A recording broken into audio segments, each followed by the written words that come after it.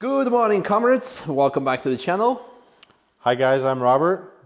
Welcome back to Germany. Yes, as you may know by now, something special has happened. Namely, SSC Tuatara has gotten a world record, top speed world record for a production car.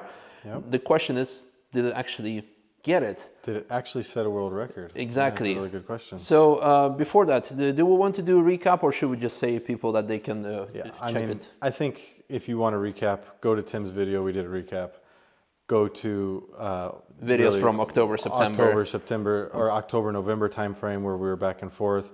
You can see that a record was set, 331, a 301 with an average of 316. It was proven that those speeds didn't happen, but we don't need to get into too much of that here. If you're here, you probably already know about it. Exactly. So fast forward from there to December, some reruns happened. You attended those. Yeah, so I was very fortunate to be able to go to the reruns. I've actually spent 6 days total with the SSC team as they've been running the car and preparing the car, and really, you could say, troubleshooting and learning more about it and going through what we would think is the normal testing steps to set a record.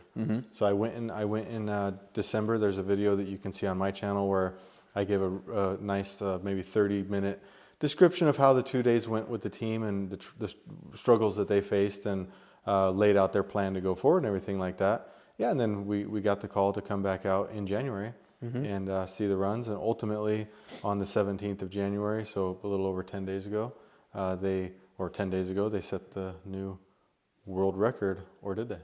Or did they? So before we're going to go into the clickbait and discuss if they actually did it, because obviously the reason why they had to do a rerun is because we were the ones who brought it up with the inconsistencies that were with the video. Yep. First of all, you are in the, so to say, maybe press release. The traditional press release is usually a written statement, but now we're in 2021. They've done it through YouTube. I think 2021 we do videos now. I think that's pretty cool, actually. I think that makes a statement to where you're going to get the most reach now is really through digital media. We want to see videos, we want to see action, and I think it makes sense. Nobody wants to read anymore. Yeah.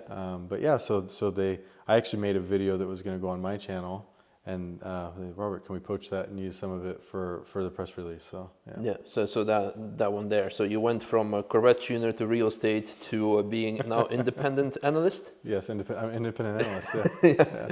I had Tier 1 Media on there. Yeah.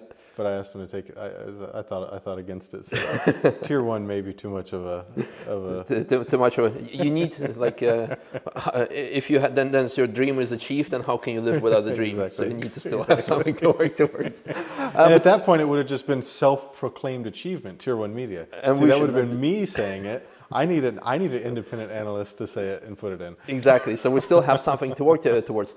But why did you decide or agree to be in that press release? Well, that is a challenge, and obviously I'm not associated with SSC in any way. Just the same that I'm not associated with McLaren, but have a ton of McLarens, and not associated with Manti Racing, but absolutely love the product they make.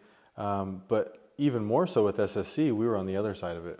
We were very much, you, Tim, and myself, the ones that spearheaded maybe the debunking of this speed run. There was a lot of guys out there, if any of you were watching it, from the small Reddit communities and different groups that I don't want to mention names of right now and everything like that. You guys are the ones that did a lot of the legwork, and good for you guys. But we were the ones that spearheaded it and put it all together in a format that was accepted.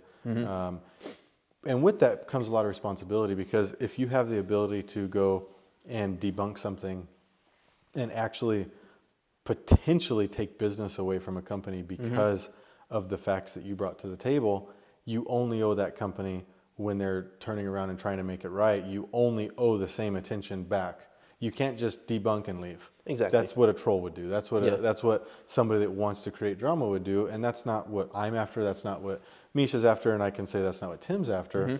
So our goal was all to go there and be present and to support them in the new setting of the record. Yeah, right? Absolutely. And so for me, if SSC came out and put that video out and said we just went 282.9 round average, people would say, why would we believe you? Yes. But if I'm in the video and I say, look, you guys know that I was one of the biggest proponents or one of 3 people pushing this, and you see me in that video, you're going to say, okay, we can probably believe this because they debunked this and now they're there putting it together. So I think it was more than anything my duty to be in it. And if any other company invites us to do it, I would be also just as behind them with their records and with their numbers, because this is from a neutral basis, but it's fact, and I want to share facts. Yeah, I would like to quickly comment on that before we move to our main question. If they actually did it, first of all, you were present there. Tim and I were also invited, but unfortunately we couldn't make it in time because it was short notice, and with the current world situation, it was difficult to do so as a non-US citizen on top as well. The second thing is, back then there were kind of two camps, and there were also, of course, in between audience, but there was one like, I hope you guys have to sell all your cars because they're going to sue you because you're like like you're trying to destroy a business. No. And the second were like, you're not hard enough on them because you're only stating the facts. You should be hardening on them. But those were like both wrong, because with a lot of things in life, whether it's politics, relationships, a lot of things meet in the middle. Yes. There's no hard left, hard right. The truth or the equilibrium is somewhere in the middle. And we got nasty messages, saying you guys are wrong. I mean, even from big motoring journalism, were writing private messages and flaming us until all of a sudden they were the ones editing their articles. And so it's obviously somewhere in the middle. And no, it's not our job to destroy a company, but we have to make damn sure that if we were to do something like that we're right. We need to know for a fact that this wasn't accurate, and it wasn't. And so we did the right thing by coming forward and saying this, and I think we did the right thing for other companies, which we can get into in a little bit. Yes. Absolutely. So for us, most importantly, was transparency and journalistic integrity, although we don't call ourselves journalists. Maybe. Absolutely. I mean, today there's going to be a lot of news articles coming out, and I'm interested to read them. I'm interested to see if one article, one guy wrote it and everybody shares it, or if everybody takes it and puts their own spin on it and actually thinks about it, because I think that's what journalism has really lost over the years. It's been a long time, but over the years, journalism has lost that guy who's saying, you know what, this is my take on it, this is how I took it, and not just sharing and repeating and regurgitating. We are in a day where we can make videos look different than they were. We have to take people at their word. So the journalist's job, I believe, is to share the truth, to maybe ask some tough questions and really get to the bottom of it. I think it's very important. Yeah. So now let's ask the tough question. Did they do it? Well, I can tell you that without a doubt in my mind, I could say with 100%, the car went 286.1 in one direction and 279.7 in the other direction. If those numbers are off by a decimal, please forgive me. I don't have my notes in front of me, but the numbers that are stated are 100% accurate. They were verified by VBox, and I actually personally have the VBox files. So they're on my computer from the 100 hertz unit and the 10 hertz unit. I have them. I've got the original. I was actually the first person. VBox looks at them, and I'm snatching the SD card, sticking it in my computer. Like nobody's getting this before me, Independent analyst. So I was literally the first person to have them, and I knew the speeds before the SSC team did. When Larry was driving, he would see the Race Logic dash, and he could see it when he got out. But you're driving 279, 286 miles an hour. You're not only watching the decimal point, right? Yeah. So I would say that, along with the Jim, I just said his name, Race Logic guy. Yeah. But along with Jim, I was the first person to see those numbers. And so I know that there was nothing fishy about it. So the car absolutely went those speeds. No ifs, ands, or buts about it. Like I said, I've got the data on my laptop that I took straight out of the Race Logic SD card myself. In fact, I still have the Race Logic SD cards. The actual ones that were in the car are in my bag. Cool. Okay, well, before we're going to go into deeper, you mentioned Larry, the driver. Yes. I think it's actually a very unique situation. That I think it's a cool situation. I mean, for him, obviously, we have scenarios where the larger the company, the less risk they can take. You all of a sudden end up, if you're maybe a French company that's owned by a bunch of Germans or something like that, you have very little risk that you can take. And the smaller you get, the more things you can do because it's cool and fun, right? We speak all the time about big companies maybe running a taxi. It gets a little bit problematic with liability. And things like that. And now the driver says, or the owner of the car says, it's my car, I'm driving it. Okay? I think that's really cool. Yeah. I think that's a really neat thing that he was able to do. And obviously he's not, a lot of times the word amateur is getting thrown out there. He has, I'm not going to list his cars. You can go on Instagram and find the guy. He's got fantastic cars. He runs them hard. He drives them. He crashes them, you know, so. My guy. You know, so what it means is he's not just putting around. Yeah. He's pushing, he's learning, and he's doing the right things, and he's actually very capable behind the wheel. And there was no point this weekend that I said, oh, you know what, XYZ pro driver is going to do better, maybe going to get a faster launch out of the hole, you know, or something like that. But at the same time, you've got some guys saying, okay, take it easy out of the hole. You want to make sure everything's good for the top end. And then after that, like, okay, we need to go faster out of the hole. And from what I saw, every single run, he did exactly what the car needed to see, was the car ready? Was the car putting down the power? Were the tires good? Was the track good? He did everything he needed to do. It was really cool. Whose initiative was it? Was it his? Or? It was his, yeah. It was his, yep. That's Yep. great. Yeah, That's awesome. Yeah. And I think on top of that, it puts some sort of relatability to it that people can more relate to, that it's like you said, it's not an amateur driver, Right. but he knows what he's doing, but he's not, again, like a super Formula One test driver who's doing it every single day. Absolutely. So, but I think that there were certain things that he did. I got a lot of information. I had access to videos from October. I had access to so many different things that I saw. And I will say that I don't know if I could expect a more professional approach. He's getting out of the car, talking about how many feet per second was he traveling at this point. He knows exactly where he was lifting. He was talking about the car in a way that he knew the car.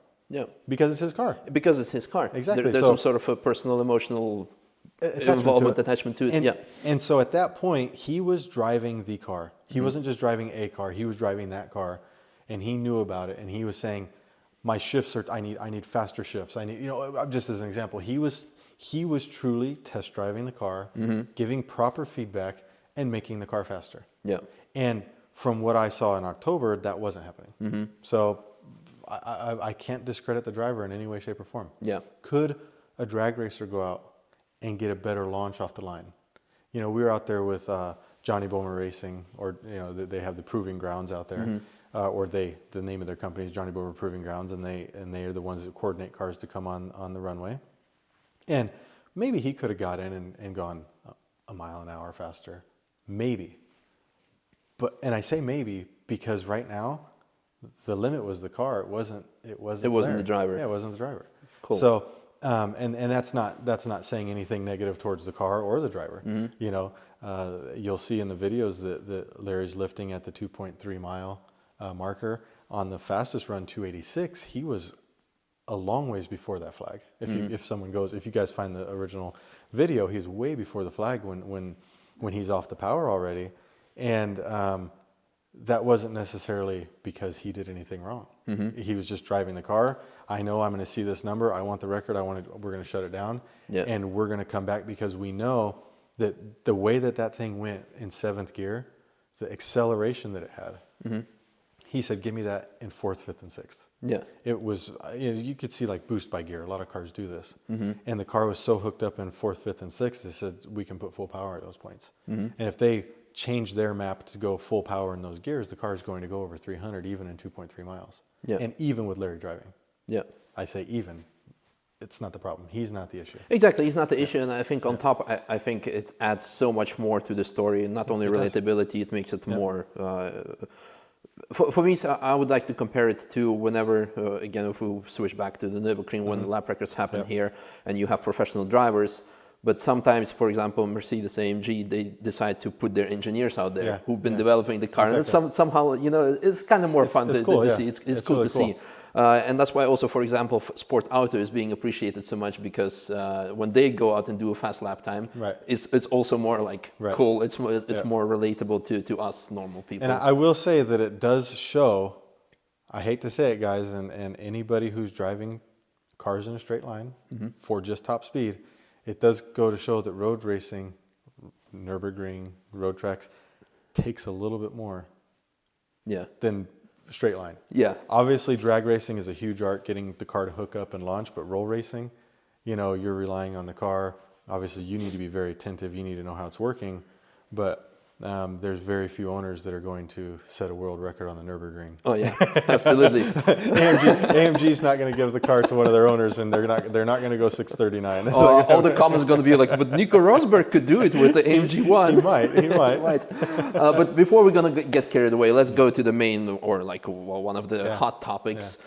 Did they actually do it? Well, we said we verified the data. It is out there. Yep. The reason that the question is out there, did they actually do it, is because everyone has their own vision what a top speed record means. Is it just like the absolute top speed? Is it a two-way average? Right. Does the car need to fulfill some sort of standards of homologation? Yeah, I think this is all very opinion-based, but I do think there needs to be a governing body somehow that says this is what it is and it needs to be accepted. Something what we got in the Nürburgring. The Nürburgring now has that. You know, the Nürburgring verifies it ultimately themselves through a program they've put in place, and I think that makes sense. Yeah, you know, they're the ones verifying it because it's their facility, and that makes perfect sense. And the idea of going to any road and going anywhere and you know, it doesn't, and just doing it yourself, maybe a couple of your owners present, it just doesn't make a whole lot of sense. What is homologation? If anybody can define homologation to me, if anyone can define a production car to me, I'd love to hear it. There is no specific definition of a production car in the world. Yeah. Production car is a car that a series of cars are made. There's no specific number, and it's based on market. Are you building a car in Sweden? Are you building a car in France? Are you building a car in Texas? Are you building it in Washington? What are your local requirements to be a production car, right? Do you have OBD2 systems? Do you have closed loop systems? Did you have to do crash testing to get your car registered? There's so many different things that each market might bring into play, and we can't create separate categories for every car, because next thing you know, it's going to be like endurance racing on the Nürburgring, where there's literally more classes than cars, right? We need to bring it all together, I think, and see what it is. And me as a car owner, if I'm buying a car and I want to say that I have the fastest road car on the Nürburgring, you know what that means? It needs to have a damn license plate on it. And if I get pulled over by the police, it's not getting towed away. Yeah. That's how I see it. Is road legal? Is everything in the papers? Does it meet the requirements of where you've registered the car? Yeah. Right? I guarantee you that if somebody buys an SSC Tuatara and they say I have the fastest road legal car, and somebody says, oh, I've got a Koenigsegg Agera RS, and they say, yeah, but your car didn't do XYZ crash test, but mine did. And they say, yeah, well, they both have license plates on them, and we're both driving them on the same street, and we're both legal. Who's got the faster road car? Right? Now, neither of those cars at that moment are probably going to go 286. It just comes down to bragging rights. Yep. You know? And so I think it is a challenge to find that balance. And I'm in the camp that states that if it's being sold in a market, that you can't just build whatever, like, I don't know, Russia. Yeah. I think UK. Yeah. UK really. But if it's built in a market and they're truly building, like SSC is building 100 cars, or like Hennessey's going to build, I don't know how many Venoms, I can probably 100 as well, I believe. I think so. So if you're building in these markets, I think that qualifies as a road car because it's registered on the road, it's road legal, and that really has to be the limit to it.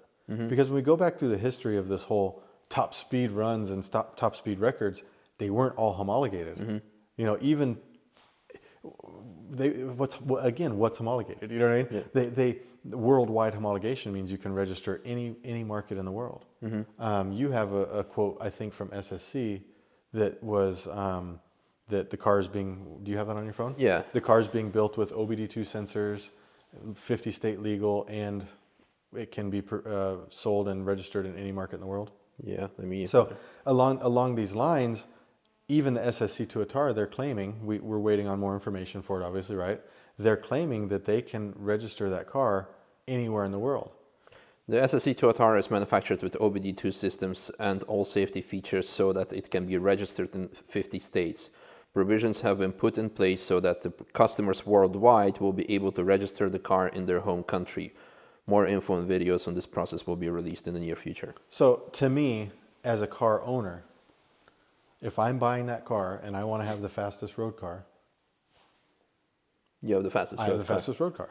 Yeah. And we can't make segments because one manufacturer wants to take it further than the last one did. Mm-hmm. Because then all of a sudden that one manufacturer is only playing by themselves, right? And I think that I have no interest in following a race against nobody, right? Yeah. If you're a manufacturer that says, well, we go the extra mile, that was your choice. If you can't build a car that competes anymore because you went the extra mile, that was your decision to do so.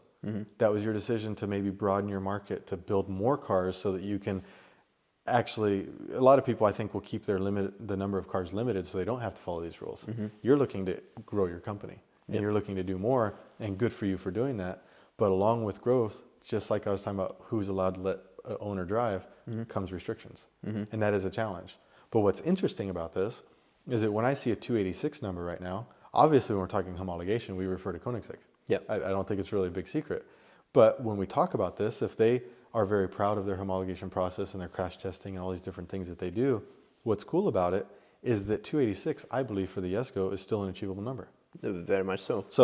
So if somebody wants to say, okay, well, the SSC Tuatara is the current world record, and they might have had lighter regulations to go through to get their car road legal, and when Koenigsegg comes and beats that record, people are gonna be like, damn, and on top, it's homologated, crash test worldwide, and that's a neat sales point for them. But I don't think that should be a standard for this top speed record for production car, because if we do that, we're going to eliminate what historically has been a very exciting segment, and actually a segment that Koenigsegg played in before they were homologated, right? Yep. So I think it's definitely a very interesting topic and one to go back and forth on. And where one might say, oh, you're picking on Koenigsegg with this. At the same time, what we did back in October by debunking this 331 number actually left a playing field that Koenigsegg could come in and say, okay, we can do this, because to beat 331 wasn't realistic. So I think we ultimately leveled the playing field, hopefully helping them. But my opinion is that we can't create a category for each thing that we want to, and we can't state what do we think homologation is versus what do we think being road legal is. If the Tuatara truly can be registered in 50 states, which I know car number one already is registered, and they provide us with the documentation or at least information that the cars can be registered in Germany and throughout Europe and wherever else the cars want to go, then I think that's fantastic. Okay. What do you think? I mean, it's a very broad answer, and from that perspective, of course, even if we would go to another stage of racing that was defying, you need to compete with this racing series, you need to have a production car. Right. And then they said, like, okay, you need to have 100 cars produced for WRC or a GT1 class. Right. And then BMW would come in the American Le Mans series, make a E46 M3 GTR and beat Porsche's ass. Right. Then Porsche would say, like, well, hold up, that's not cool. You need to have 1,000 engines built. Right. And then, well, the regulations were changed, and BMW couldn't do it because the engine that was in E46 GTR was just too expensive to produce 10 of them, let alone 1,000. Right. So they had to step out. So wasn't all of a sudden another production car anymore. Right. Or like, again, GT1 classes, they would increase, or now another example, Yaris. Whereas in the past, well, like 100 cars need to be produced to compete with WRC, 25,000. Yeah. So there is no such thing as a real. There's no governing. There is no governing body, Yep. and if we would go even a step back to mentioning that we should have like a governing body when it comes to regulations of records, some people are gonna say like, okay, Guinness World Book of Records. Yeah, but they've turned into a joke. Exactly, because they require you to have 3 different cars at the same time. I think it was 3 different cars. The challenge when you go to someone like Guinness Book of World Records is they have to be experts in, number of toothpicks eaten. Yeah. They have to be experts in everything, which they're not. They're just taking data from millions of people a year that think they set the most bizarre record that man could ever think of just to be in the Guinness Book of World Records, and they have to figure out how to quantify that and to qualify it. And there's no way that they can possibly be experts on top speed runs. No, absolutely. And so now, from my understanding, they've set certain protocols in place that which make it impossible to even set this record through them. So they've taken themselves out of the game, and it makes it to be a challenge.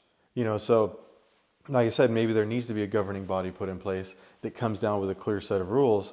But one manufacturer can just say, well, I don't like that. I'm not going to do it because we're not competing for a trophy or a race series or anything. We're just competing for bragging rights. And today on the internet, as we saw in October, you can put out whatever you want. Yeah. And the internet will take it and run with it. Oh, yeah, absolutely. Even if it doesn't meet whatever governing body. And when it's being taken down by everyone, some people would still put it out a month later, say like, hey, this is the fastest car. If you Google the fastest car in the world right now, 331 mile an hour SSC Tuatara pops up today. Exactly. So there's a certain point where a manufacturer almost even says, I don't need this governing body because I can just go do my runs. I can say that my car did what it did. And even if it went those speeds, but they didn't meet the requirements of the class, unfortunately, the community will take it at face value. Yeah. And it really is a challenge. So I don't know the correct answer to this problem because even if I said, okay, we're going to make a governing body, I'd be like, whatever. There's always someone who's going to complain about it. Like, Exactly. But you have a M4 VLN car, but it was a race car first, converted to a street car. So is it a street car? Is it a street car? Yeah.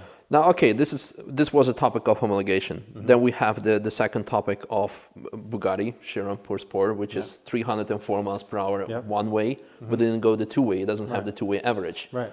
So, I think the two-way average is important. And the reason I think the two-way average is important is because if it's truly a production car, okay, we need to know that it can do it twice for starters. It doesn't just need to be a one-time shot. When I was out on the runway at the Kennedy Space Center, we have tailwinds, we have headwinds.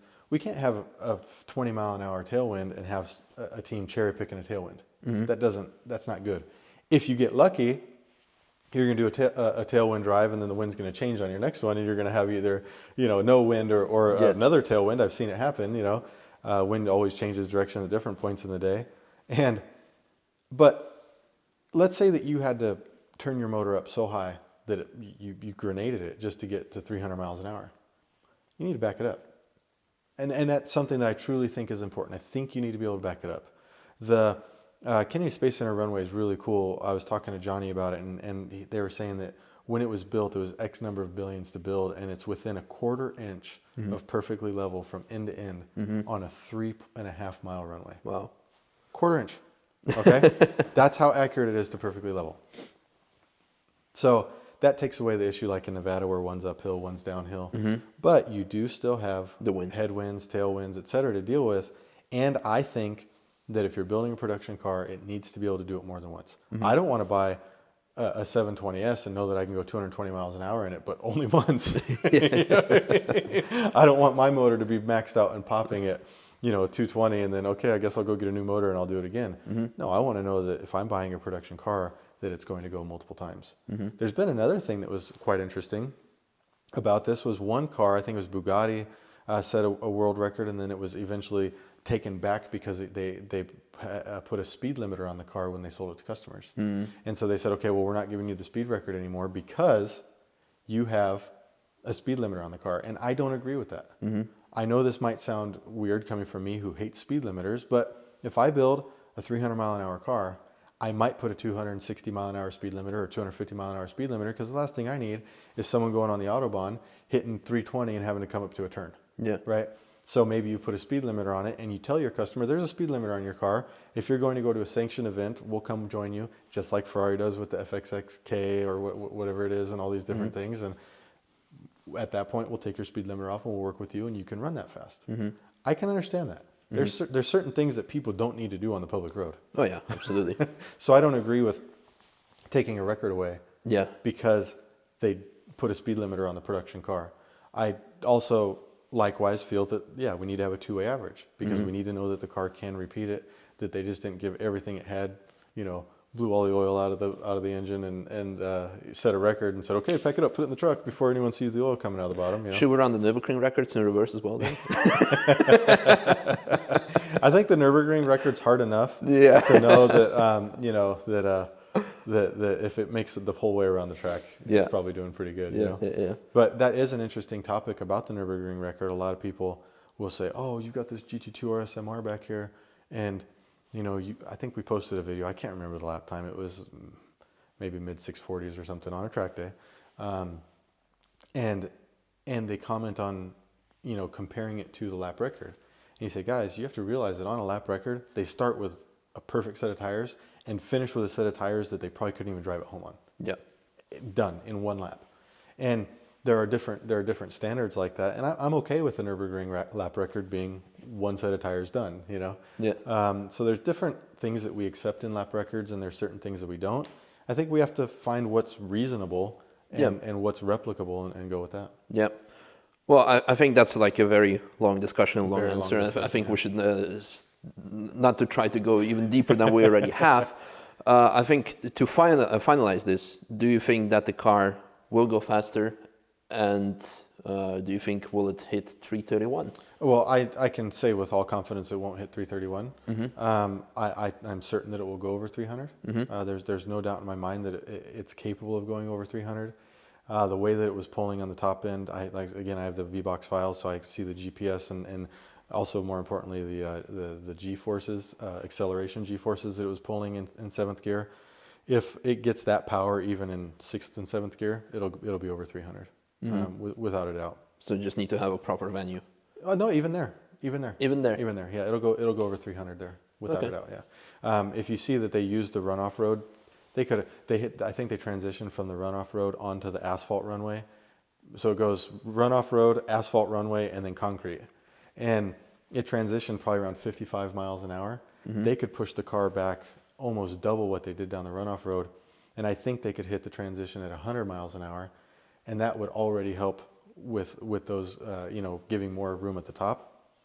But no, I think at that venue, 300 miles an hour is definitely possible. Is that what they're planning on doing in the future? I think so. I don't have any confirmation, but I would suspect that's what they would do. I think that they know that the car, after seeing this, they know the car's capable of 300 plus. And I think for them, that's probably at this moment a point of pride. Mm-hmm. I mean, I think that they expect it, but I also think that the audience expects it. Mm-hmm. I think that I'm interested to see how it's received right now, because people are going to say, cool, congratulations on the new record. That's not 331. Yeah. And I think that could be what a lot of people's mindset is. And sure, I have that in the back of my mind, but I'm not dwelling on that because we knew that it didn't happen back in October. Yeah. So why hash it out now? We know it didn't happen. Now we're going to see what it can do. Yeah. Right. And so to finalize, are you happy about the situation? Yeah. I mean, I think overall, or satisfied? I'm satisfied with it. I'm satisfied with it. I think that we gained transparency. Mm-hmm. Right, we gained journalistic integrity. I think that the people who first of all put it out and were bad mouthing us, the journalists that were bad mouthing us, they definitely ate some shoe, and that's not what we want, but they did. And I think now they're going to think, okay, let's make sure this is accurate before we share it. But most importantly, I think we've gotten some transparency, and I'm really eager to see how that transparency is followed up, because I don't know. I would love for Koenigsegg and Hennessy and Bugatti, if they ever decide to get back in the game, to call us and say, hey, we're going to do a run. We'd like you guys to come. You know what I mean? Yep. But I don't know if they will. Who knows? To me, what I saw at SSC, I saw everything. Mm-hmm. I saw literally everything that happened, computers, details, etc. But you notice, because I'm coming at it from a professional approach, I'm not sharing it all. Mm-hmm. I know what happened. I know everything about that car. I know where every part of the engine is. I know, you know what I mean? I know how the suspension works because I was in it looking at it.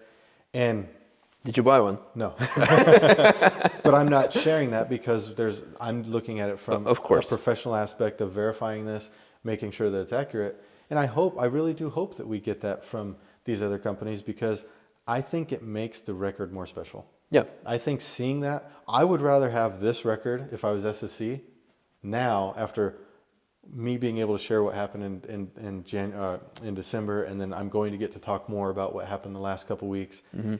I think that makes the record more special than just going out with jets flying over and doing 331. Yeah. Because it was There's earned. no story. Yeah, it was hard earned. It was earned. Yeah, these guys busted their asses. Yeah. I watched everything that you could imagine go wrong with a car. And I saw a team that was positive. They didn't throw one wrench. They didn't swear at their teammate. They didn't swear at their colleague. They said, "Okay, we'll fix this. We got it. This is cool. We know what it is." They learned stuff and they went forward. And I think that's going to actually make a better product. You know, because when you buy the SSC Tuatara now, you know that this team found every single problem that they could have, and they did it positively. And I think that's really cool because most people that were going through that would have definitely been swearing. Yeah. They would have been throwing something, and they didn't. And to top it off, that's after what happened in October. Yeah. Think about how they felt when they. Oh yeah. You know, many people on the team were like, "We have a record. Oh my gosh, this is awesome!" And then days later, we're like, "Oh crap, what just happened?" And they brought it together, worked together, and actually set a record. So I'm definitely satisfied. Yeah. That's good to hear. I think that's also like a story for another time. We're going to go more into detail of how they handled from PR perspective, from like team building perspective, this whole mess that came up. Yeah, I think and how they dealt with it. But I think exactly that part of the satisfaction is sure. In the back of my mind, there's the points of what happened. You know what I mean? And these are only things that can come out later. And there's a documentary that's coming. There's all these different things that it's not my position to share. Exactly. You know what I mean? I'm satisfied because from day one, we said we want the facts to be out there. We want to know what the car truly did and can do. And that's my only job. Yep. It's not my job to string anybody up for... As we mentioned in the beginning. Exactly. Well, that's, I think, pretty much it. As always, let us know if you made it to the end of this video. And because we wanted to have a quick 10-minute chat, but as always, we get carried away for a good reason. I hope majority of you enjoy. But what do you guys think? Do you think it's a world record? Do you think there is more to it on all the topics that we discussed? And what do you think in general? And usually we could have done a giveaway about what do you think it will actually hit as a top. But, I think everybody knows already. Exactly. So thank you very much for watching, and looking forward to see it develop even further in terms of how fast SSC Tuatara will actually go, and who will or will not beat it eventually. That's I'm very excited. I'm excited. I think there's some players that are coming with cars right now that definitely will go over 286. So I can't wait. Yeah, excited for that. Thanks for watching, guys. Bye bye.